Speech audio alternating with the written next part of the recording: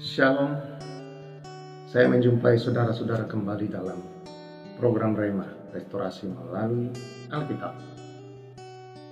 Saya percaya bahwa kemurahan Tuhan dan kebajikan Tuhan senantiasa mengikuti seumur hidup kita. Mari kita naikkan syukur kita. Bapa kami di surga, dikuduskan namamu, datang kerajaan-Mu, jadi kehendak-Mu di bumi seperti di surga. Menyertai kami di sepanjang hari ini dengan kuasa Roh-Mu yang senantiasa mengurapi setiap kami Tuhan. Dan Roh Kudus adalah sumber hikmat dan wahyu untuk kami mengenal Engkau dengan baik dan benar. Terima kasih Bapa, demi nama Yesus yang hidup itulah kami menyerahkan hidup kami di sepanjang hari ini. Demi nama Yesus. Amin. Keluarga besar Rema yang saya kasihi, Kejadian pasal yang ke-43 dan juga Kejadian pasal yang ke-44 ini cukup berkaitan. Nah, seringkali saya katakan saudara bahwa kalau di dalam Alkitab nama-nama muncul dan peristiwa-peristiwa dari nama itu banyak dicatat, itu artinya bahwa ada hal yang khusus yang Tuhan nyatakan di dalam Alkitab, saudara-saudara. Nah, dalam tentang kisah Yusuf ini, saudara, ada satu nama yang menonjol di sana, yaitu Yehuda. Ketika Yusuf dimasukkan oleh saudara-saudaranya ke dalam sumur, Yehuda jugalah saudara yang berinisiatif untuk menghindarkan Yusuf dari kematian. Dia berkata kepada saudara-saudaranya supaya saudara kita ini apalah gunanya bagi kita untuk membunuh dia dengan menumpahkan darahnya, karena dia saudara kita dari saudara kita sendiri. Dan saudara, dia berkata, biarlah kita jual saja, kebetulan ada lewat pedagang Ismail, dan dijuallah dia ke Mesir. Dan saudara-saudara yang saya kasihi, di tengah-tengah kisah Yusuf itu juga dicatat tentang Yehuda. Kisah Yehuda, saudara-saudara, dan anak-anaknya, yaitu Onan dan Shelah. Dan saudara-saudara yang saya kasihi, bahwa Tuhan membunuh kedua anaknya dan Onan ini karena dianggap Tuhan jahat, ya. Dan akhirnya saudara-saudara, Tamar, istri dari anaknya ini, saudara, ya harus menjanda. Dan kita tahu kisahnya bahwa satu kali Yehuda, saudara-saudara, melihat perempuan yang tidak baik, lalu dia menghampirinya. Dia tidak tahu bahwa itu adalah menantunya Tamar yang sedang menyamar. Dan itu kisah yang di sana dicatat. Dan selanjutnya Yusuf, saudara, berhasil menjadi penguasa di Mesir. Terjadilah kelaparan seperti yang dinubuatkan oleh Tuhan melalui Firaun dalam mimpi yang diterjemahkan oleh Yusuf. Dan mereka pergi untuk membeli makanan ke Mesir. Dan di sana, saudara-saudara, mereka bertemu dengan Yusuf, saudara mereka. Mereka tidak mengenal, tetapi Yusuf mengenal mereka. Dan Yusuf menguji apakah saudara-saudaranya ini benar-benar sudah bertobat. Dan kita membaca dalam pasal itu, saudara, bahwa ketika mereka pulang membeli bahan makanan, mereka menemukan uang itu dikembalikan di dalam karung-karung mereka. Mereka menjadi ketakutan. Dan mereka juga ditanyai sedemikian rupa tentang keluarga mereka. Ya tentunya Yusuf sengaja, karena Yusuf tahu bahwa ini adalah keluarganya dia sendiri. Dan mereka menceritakan sedemikian detailnya. Dan ini membuat Yakub, saudara-saudara, menjadi kelimpungan. Karena apa? Yusuf meminta supaya adik mereka yang mereka sebut itu, yang sebenarnya itu adalah adiknya Yusuf yang satu ibu, yaitu Benyamin, untuk dibawa. Kalau tidak, maka mereka tidak akan bisa kembali. Dan juga satu jaminan, yaitu Simeon, ditahan oleh Yusuf. Nah, pada akhirnya saudara-saudara, Yakub tidak mau memberikan. Tapi kita membaca dalam pasal yang ke-43, tampillah Yehuda di sini Yehuda tampil dan berkata, ayat 8, lalu berkatalah Yehuda kepada Israel ayahnya, biarkanlah anak itu pergi bersama-sama dengan aku, maksudnya Benyamin. Maka kami akan bersiap dan pergi supaya kita tetap hidup dan jangan mati, baik kami maupun engkau dan anak-anak kami. Akulah yang menjadi penanggung dia. Kau boleh menuntut dia daripadaku jika aku tidak membawa dia kepadamu dan menempatkan dia di depanmu, maka akulah yang berdosa terhadap engkau dan untuk selama-lamanya. Bayangkan saudara, dia mulai tampil. Jadi supaya kita lihat Yehuda ini tampil selalu menjadi pemimpin. Perkataannya didengar oleh saudara-saudaranya supaya Yusuf tidak mati di dalam sumur, dijual kepada itu adalah idenya Yehuda. Kali ini untuk menyelamatkan keluarga, maka dia memberikan dirinya sebagai penanggung atas Benyamin, saudara-saudara. Dan ini membuat ayahnya luluh.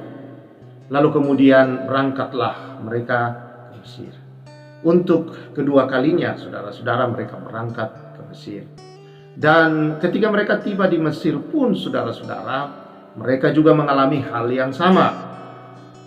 Bahwa Yusuf tetap, saudara-saudara, menguji mereka. Ketika mereka hendak pulang, maka piala minum Yusuf yang berharga itu ditaruh di dalam karung daripada Benyamin.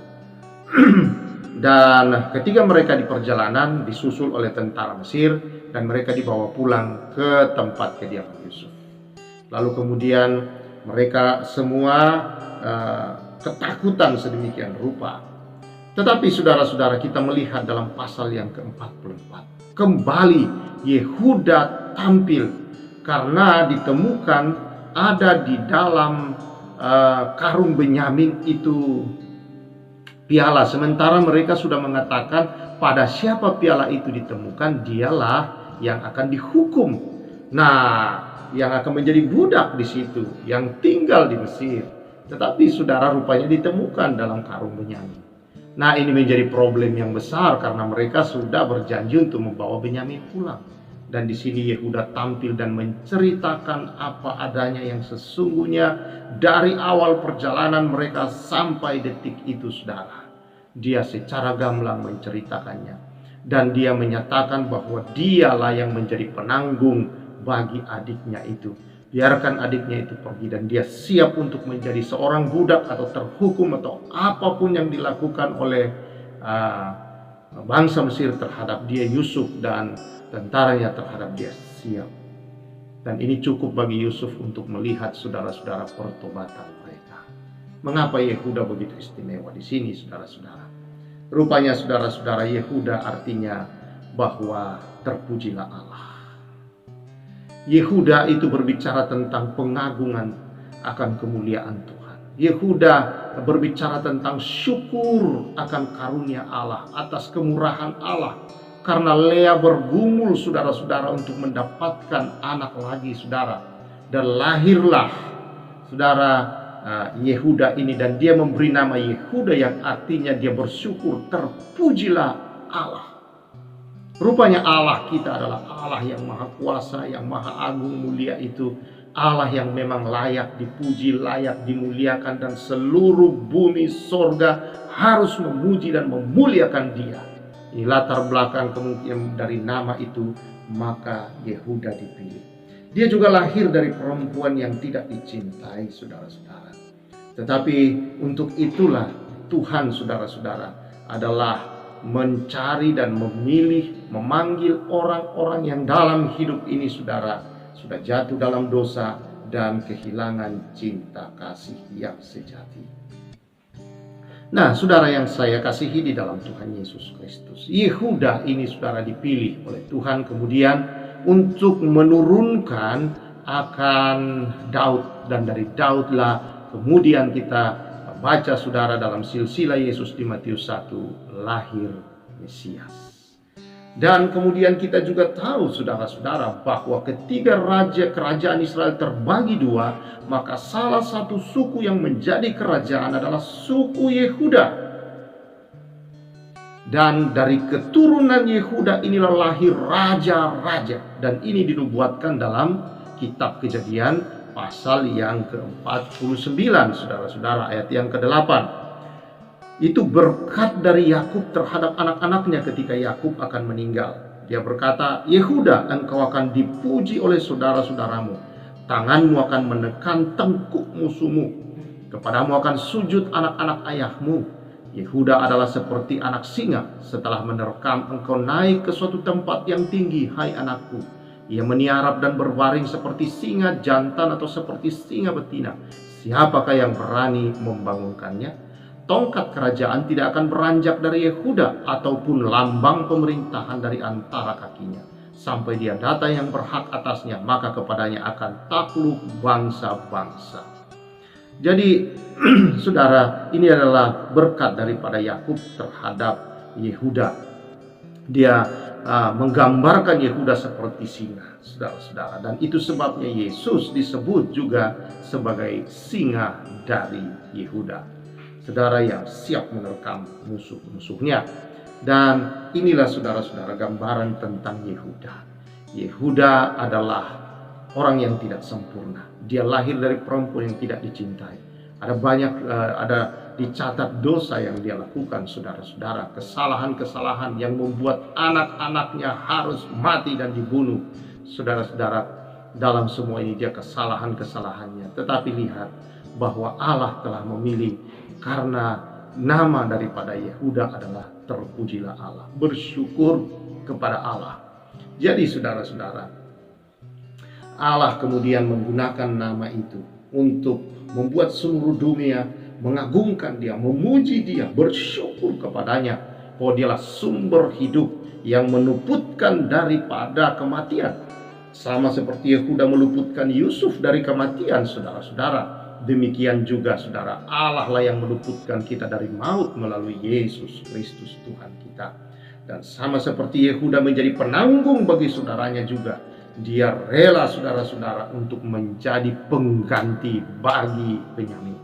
Demikian Yesus menjadi pengganti bagi kita. Dialah domba Allah yang sesungguhnya. Dialah yang menggantikan kita di atas kayu salib, menanggung semua dosa, menanggung semua hukuman, menanggung semua kesalahan, sama seperti Yehuda menanggung semua kesalahan daripada Benyamin. Dan saudara-saudara, dia siap menjadi terhukum demi Benyamin, saudara-saudara. Dia siap taat sampai menjadi budak, saudara, hamba di Mesir, bahkan siap untuk mati. Nah, inilah saudara-saudara gambaran daripada Kristus di dalam Alkitab. Banyak kita temukan di dalam perjanjian lama. Orang-orang yang ada di sana itu gambaran-gambaran tentang Yesus yang akan datang ke dalam dunia. Dan kita melihat satu sosok di sini, penyelamat itu saudara adalah Yehuda. Yehuda inilah saudara yang kemudian keturunannya raja-raja Yehuda, yang kemudian saudara-saudara bangsa Israel ini yang lahir sebuah bangsa yang besar, yang kemudian juga dijuluki dengan bangsa Yahudi. Saudara yang saya kasihi di dalam Tuhan Yesus Kristus, demikianlah seringkali saudara, ketika Allah memilih kita untuk menjadi pengikut Dia, untuk menjadi percaya kepada Dia, itu bukan karena kita, karena latar belakang hidup kita semua tidak ada yang baik. Kita adalah manusia yang berdosa. Kita adalah orang-orang yang layak dihukum. Kita adalah orang-orang yang layak menjadi saudara-saudara, menjadi orang yang mati terhukum, saudara. Tetapi Yesus menggantikan kita di atas kayu salib. Dia tanggung semua dosa kita. Dia rela menjadi hamba taat, bahkan sampai mati di atas kayu salib, saudara-saudara. Semua itu karena kita. Oleh karena kitalah yang seharusnya mati, kitalah yang seharusnya terhukum, kitalah yang seharusnya dimurkai, kitalah yang seharusnya digantung di kayu salib. Tetapi Dia mati, Dia menggantikan kita. Tetapi saudara-saudara, kematian Dia, kemudian hanya 3 hari Dia bangkit. Namun saudara, bahwa apa yang Dia kerjakan itu semua yang dilakukan oleh Yesus, itu kemenangan-kemenangan atas dalam kematian dan kebangkitannya didedikasikan untuk kita kembali, saudara-saudara. Bahwa kematian Yesus di kayu salib adalah kematian kita terhadap kehidupan kita yang lama. Kebangkitan Yesus, saudara-saudara, adalah bukti bahwa kebangkitan kita, kematian kita sudah selesai dan kita sudah dibangkitkan menjadi manusia yang baru. 1 Petrus 1 ayat 3 berkata bahwa Syukur di dalam Kristus Yesus yang telah melahirkan kita baru melalui kebangkitan dari antara orang mati. Jadi kita dilahirkan baru oleh kuasa kebangkitan Yesus dari antara orang mati. Puji Tuhan, saudara-saudara. Engkau bukan lagi manusia yang lama. Engkau bukan lagi manusia berdosa kalau engkau sudah ditebus di dalam Kristus. Engkau adalah manusia yang benar. Engkau telah dibenarkan. Engkau manusia yang kudus. Engkau manusia yang layak.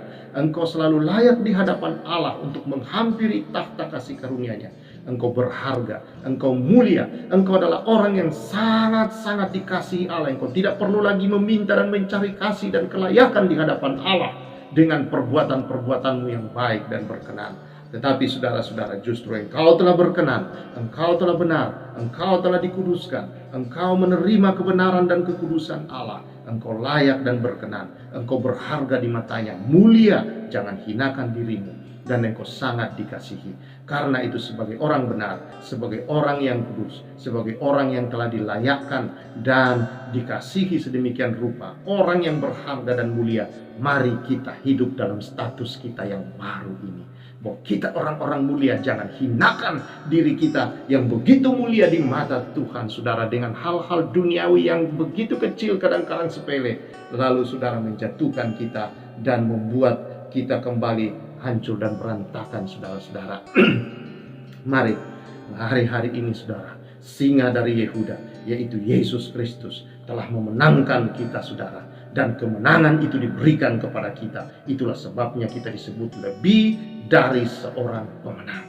Karena itu di segala pergumulan hidupmu, dalam segala tantangan, godaan, cobaan hidup, engkau adalah lebih dari seorang pemenang. Semua tantangan itu, semua cobaan dan godaan-godaan dari dunia ini sudah dikalahkan Yesus di kayu salib. Dan sudah dicabut sengat-sengatnya itu dan tidak lagi meracuni kita, saudara.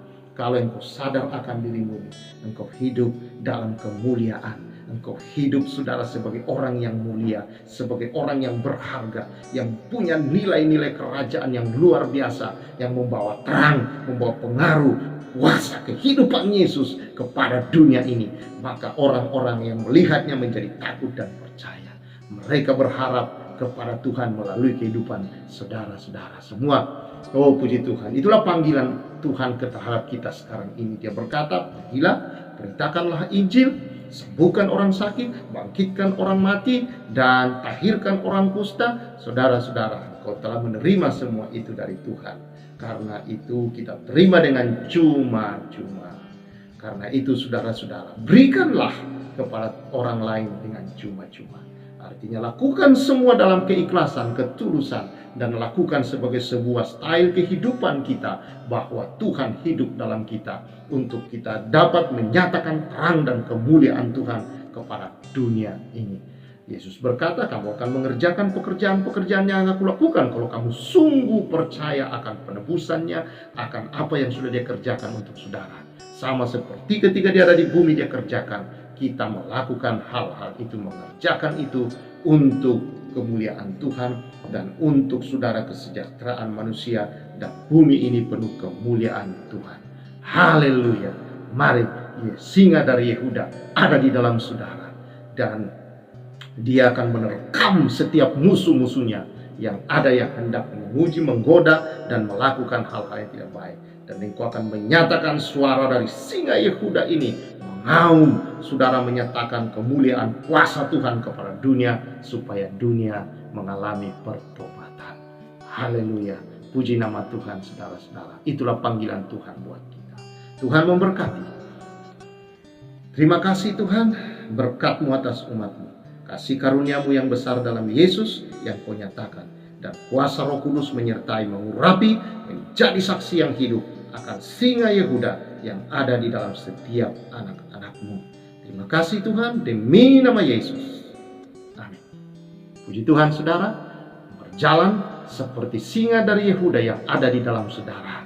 Nyatakan kemuliaan kuasa dan auman singa itu kepada dunia, agar dunia bertobat. Tuhan memberkati kita semua. Saya Pastor Samuel menyampaikan salam restorasi.